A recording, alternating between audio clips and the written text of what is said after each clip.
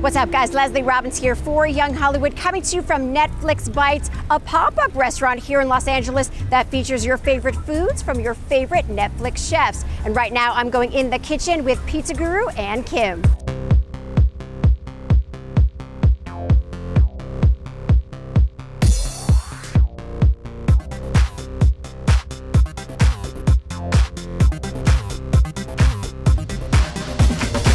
We are inside Netflix Bites with Chef Ann Kim. Welcome to your home away from home. Thank you for having us. This is really exciting for us. Thank you. Thanks for joining me in sunny LA. Yeah, it's so fun to be here. It's we're closing on like 2 more weeks. And so it's really exciting to see all these different guests come through and be able to meet with people who have seen me on Netflix and actually get to eat the food that they've seen on the show, and I get to interact with them, so it's been great. Okay, I'm gonna fangirl for a second. I watched your episode, Chef's Table Pizza, and I love you. Like, I was inspired by you. Your story is amazing. So talk about your journey from then to now. I mean, South Korea, Minnesota, New York, my hometown. I felt the love for the city. Oh yeah. I mean, I was like, yes and yes and yes. So you understood. I do. Talk about it for me. Yeah, well, in a condensed version, I'm an immigrant born in Busan, South Korea, came to the United States when I was about 5 years old with my family, and we happened to settle in Minnesota because that's where we had family. And I was raised there, grew up there. I kind of consider myself a Midwestern girl, a Korean American Midwestern girl. Went to college in New York, and that's where I got my grit and persistence and hustle and the love for pizza.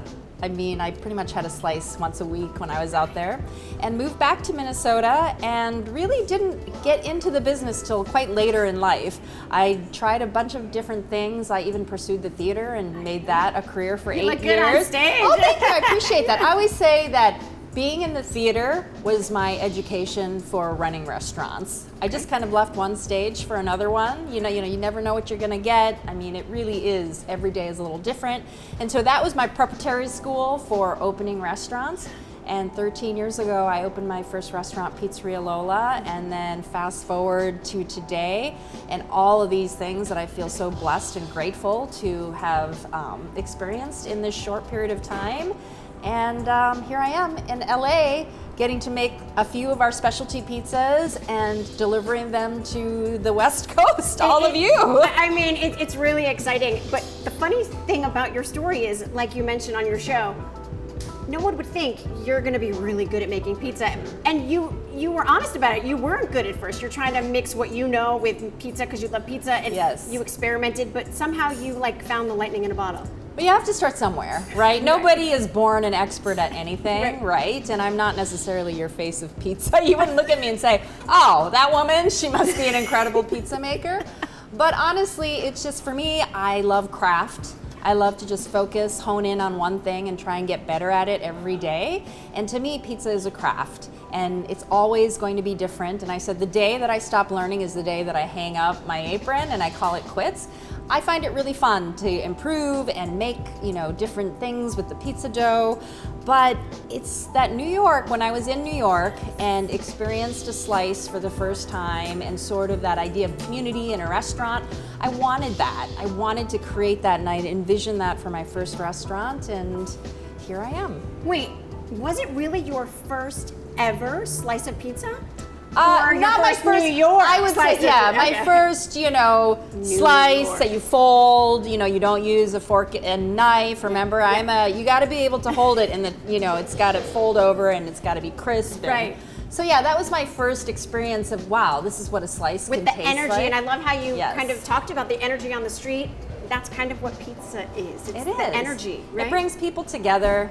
I mean, don't trust anybody who doesn't love pizza, right? Whether you're young or old or whoever you are, we can all come together over a slice. Okay, this is appealing. It's gorgeous. Can you show me around the restaurant? Yes, of course. Okay, let's go. Do it. Yeah. Okay, chef, walking through the space, there are beautiful shots of all the chefs on the wall. Art, gorgeous. There you are, looking beautiful.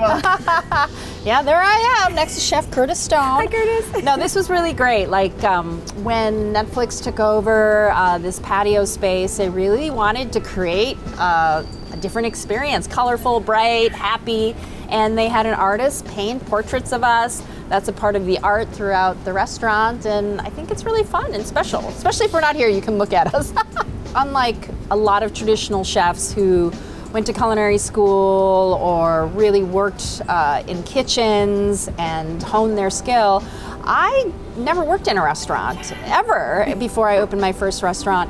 And so really where I learned how to cook and get inspired was by my maternal grandmother and my mother. They were just cooks who never followed a recipe, and I was always at their hip when they were cooking and tasting, and they're the ones that inspired my palate and who I am today as a chef. And what I love, you mentioned how your dad loves the soft serve vanilla, and you serve that in your restaurant with the gourmet olive oil on top, and you give it to him. I mean, that's just so beautiful. Your family is never far from your restaurants. No, as a matter of fact, they'll often do drive-bys just to make sure there are people waiting to get in. They just want to make sure their butts in seats.